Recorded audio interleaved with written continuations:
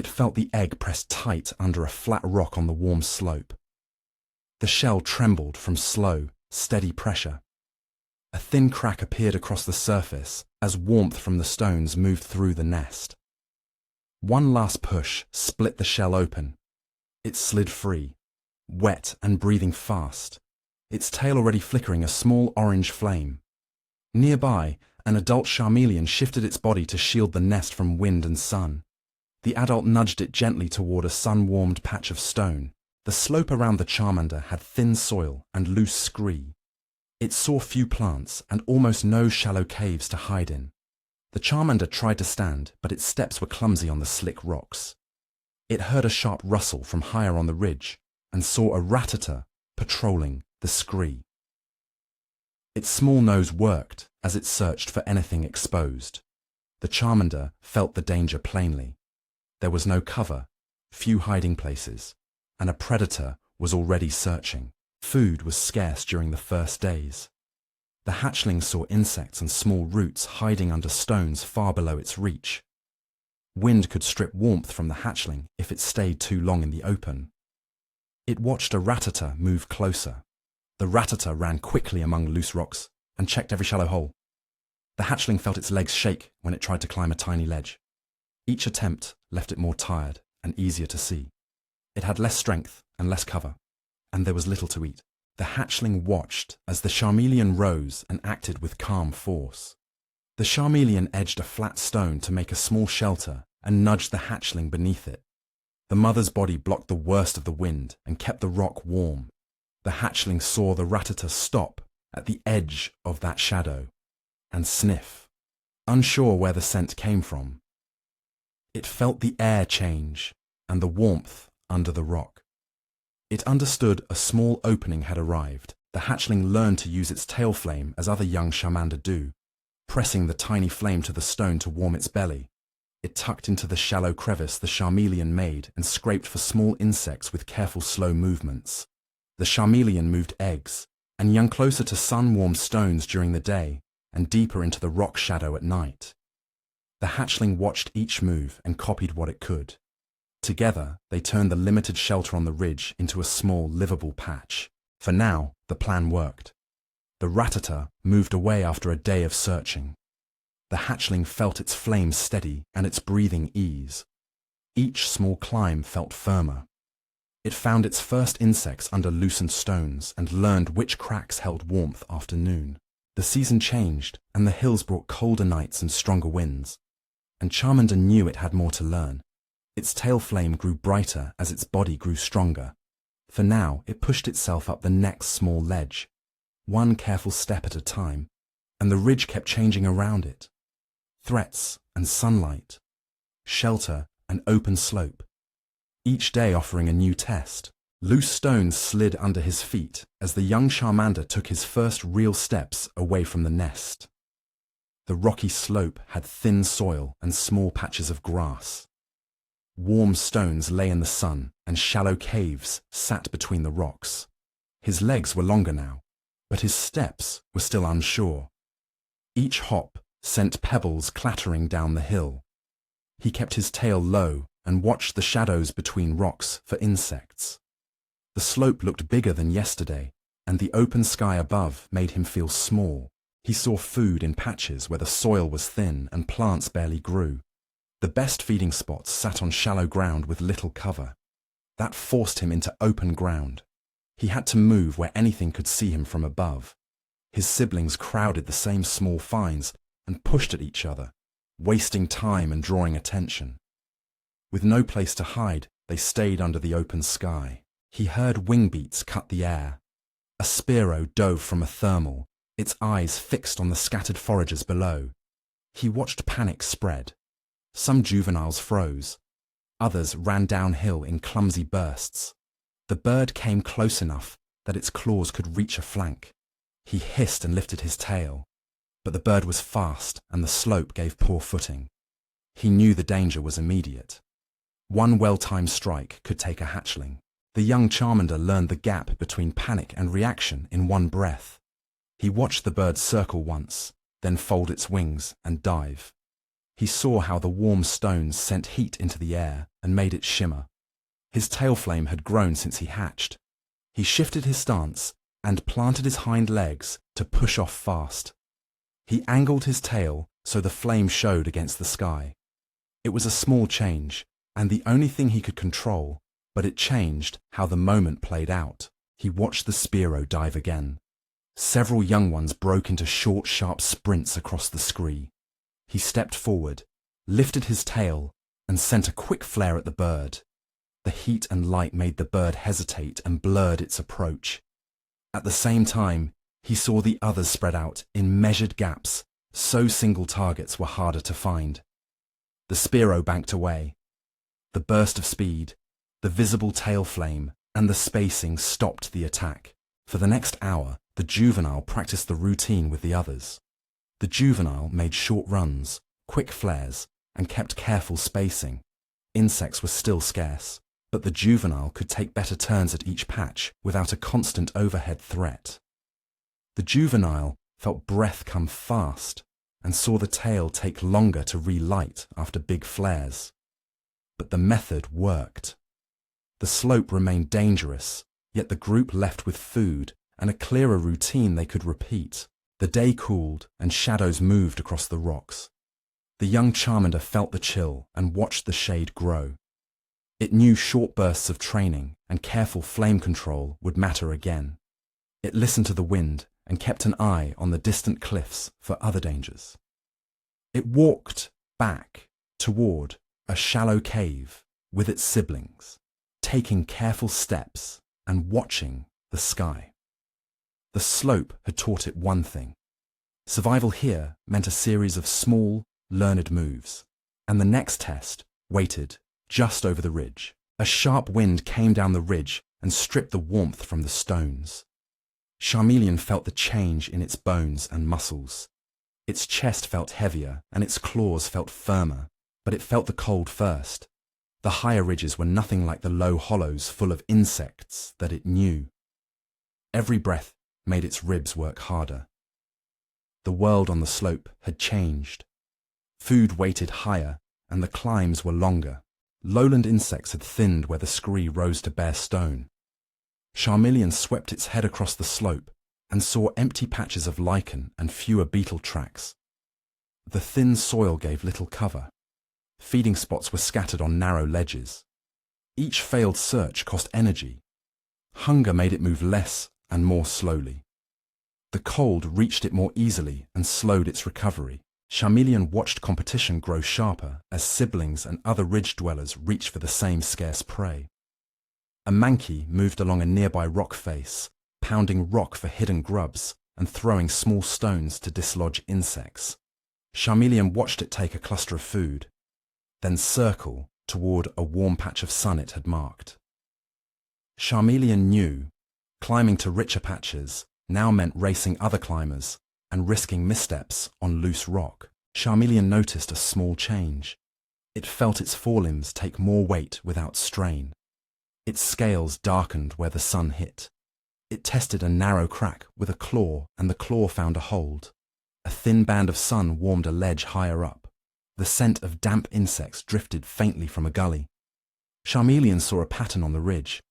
Warmer spots and vertical roots would need a stronger body to use. It understood that and felt ready to try. Charmeleon shifted to a longer stride and pushed harder with its forelimbs. It felt its claws hook into the rock and use them to pull. Before a long reach, it held its tail flame close to warm, tense muscles. On steeper slopes, it planted its forepaws first, then hauled its chest up in short pulls to save energy. It felt its reach grow and its shoulders widen. Moves that had been too steep became climbable, and ledges that were out of range came into reach. Charmeleon tried the new method. It climbed a narrow gully and reached a sun-warmed ledge. It found a cluster of beetles under a loose stone and ate until its breathing slowed. Later, when dusk cooled the rock, it heard a Zubat sweep along the cliff mouth, looking for small prey. Charmeleon pressed its body into a vertical crack. It used a quick burst to startle the bat and held the ledge. It felt its stronger limbs and darker scales help it keep food and shelter for now. Charmeleon felt the air get colder and knew night would bring colder winds and longer climbs tomorrow. On the ridge he noticed his siblings moving differently. He settled on a warm stone, his tail flame low and steady, his muscles resting in new shapes. He saw that the plan had worked today, but the ridge kept changing, and he knew each climb would demand a little more. He hugged the rock face on a narrow ledge as dusk slid over the cliffs. Cold wind came down the gullies, and the light dropped fast. He had pulled up here after a long climb and felt each stone under his claws. Below him, a cave mouth was black and quiet. Shadows stayed here, and every sound could mean danger. He saw narrow ledges and dark cave mouths where flying and nocturnal predators hid. He could not see far, and his footing was loose. The cliff gave food and shelter, but very little cover. One slip could cost him a meal or his perch. He knew he could not watch the sky and the cave mouth at the same time. Charmeleon felt a sudden rush of air on the ledge when a crobat burst from the cave mouth. He saw it use the low light to vanish and then reappear in a quick sweep. His claws slipped on powdery stone and he stumbled. Sudden dives from the crobat forced him into hurried, costly moves and ate into his feeding time. He changed his stance and kept low, digging his claws deeper into the rock. He stopped watching the open sky and focused on the cave throat where the attacks began. The tail flame gave a thin, steady glow that made shapes at the cave mouth easier to see. The small light shifted the balance, and he could read wing patterns sooner. Charmeleon moved in short bursts, using firm grips and quick jabs of flame. He lunged along the ledge to find better holds. He fired brief flares into the cave opening. The flash made the crobat pull back, and it hesitated. He did not chase. He stayed on the ledge and defended it with controlled fire, hard claws, and sudden moves that kept him steady on the vertical rock. Charmeleon watched crobat circle at a distance and stay by the cave mouth. He kept his tail lit and breathed slowly to save energy. Moving low, he reached the cave edge, tore a small scrap from a carcass, and ate. The ledge stayed his. His claws and flame kept challengers away and gave him time and food. Night moved across the ridge, and a new sound came from below. A low, sharp yelp that Charmeleon knew was a houndar on the prowl. He tightened his grip and let his tail burn a little brighter. He had already faced one kind of threat. Now another tested the cliff in a different way. The rocks were still dangerous, and he readied himself for the next challenge. A cold gust ran along the high ridge. Charmeleon felt it in his chest. The ridge narrowed here, and the next food patch sat across a wide gully of wind and rock. He had tried long descents before, and had paid in sore limbs and lost time. Now the wind pushed at him. It lifted his tail flame and made his small wing buds tremble. He stared at the opposite ledge and counted his heartbeats. He knew the next move would decide whether he climbed down or risked the air. The Charmeleon saw food patches on distant ridgelines, and gullies between them were too wide for a simple hop. A ground route meant long climbs over loose scree, and the thin soil offered almost no cover while foraging. Each descent burned energy that might not be recovered before sunset. He had a short stride and no real wings. The landscape left two hard options. He could waste energy on risky ground travel, or he could try to rise in the updraft and do something untested. Charmeleon felt the air grow busy with thermals and saw a grey shape cut the sky. It was an aerodactyl circling the corridor.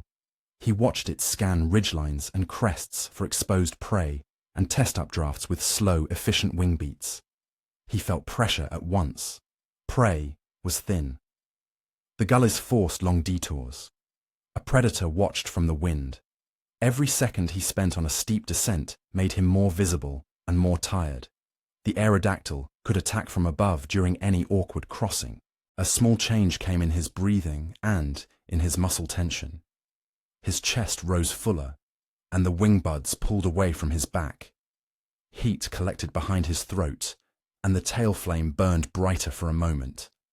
An updraft hit the ridge, and pushed under his ribs. It lifted weight off his feet and gave a little support where there had been none. That single lift was enough to make the decision for him. He felt scales tighten and membranes unfurl as broad wings opened with a wet, stretching sound. Charizard threw his weight forward and beat short, powerful strokes. His chest muscles pushed air over the new wings. He used a timed tail flame burst for extra thrust and angled the broad palms of his wings to catch a thermal. The wind held him long enough to clear the gully and glide down onto the opposite ledge without a costly descent. For now, the change worked. Charizard stood on the far ridge, his breath steady, his wings folding with practiced control. He reached the food patch using less energy and avoided the loose scree below. The updrafts that had once made the ridgeline dangerous became tools he could ride. His tail flame still warmed him, but the new chest and wings changed how far he could go each day. Charizard felt the success was real but partial. His wings had given him short flights, not endless range. He knew larger gullies and stronger crosswinds would test him in time. He saw Aerodactyls still watching the same corridors. As he moved along the ridge to feed, the wind shifted again. A distant thermal rose over a taller crest, opening another gap and another risk ahead. Charizard flew along a high ridge where thermals rose in columns and left open gaps. Food was not close here. Patches were thin and scattered across the wide valleys below. He watched the sky and the wind, a steady habit from years of travel. The ridge pushed warm air up in some places and left holes in others, and one wrong choice would waste energy. He probed the air with small wing and tail adjustments. He felt the light change when a distant gust shifted the nearest thermal. That small change mattered, and he moved to catch the next lift. Charizard saw the problem clearly. Prey and carrion lay on distant slopes and separate ridgelines. Ground travel would use too much energy and force him into steep descents. To feed reliably, he had to travel long distances by air. That meant managing his breathing, his wing strain, and the timing of shifting thermals on days when the sun and wind did not cooperate. Charizard felt pressure rise when other riders arrived, and he saw a Salamence come through the same updrafts, moving fast and looking hungry as it tested the best lines of lift. The Salamence banked hard, and Charizard had to change course to avoid a collision. The presence of another large predator narrowed his options, and that meant he could stay low and risk being boxed in, or climb higher, and spend energy fighting the wind. The air grew crowded, and every decision cut into his endurance. Charizard did what long experience had taught him. He lifted his chest and widened his wing beat into slow, effective arcs. He watched for the edge of a thermal. A faint streak of dust rising from the valley showed him where warm air was forming. He shifted to the outer fringe of the column instead of the violent center. He knew that small move reduced turbulence and let him gain altitude without a long exertion. Charizard's survival plan had 3 clear tactics. He rode steady updrafts to conserve power. He climbed to altitude where flying cost less energy. He used short, powerful bursts of flight to win position when needed. When Salamence tried to push him off a thermal, he saw the rival drive into the updraft and felt the air shift. Charizard answered with a sharp burst of speed and a controlled flare of flame to hold the spot.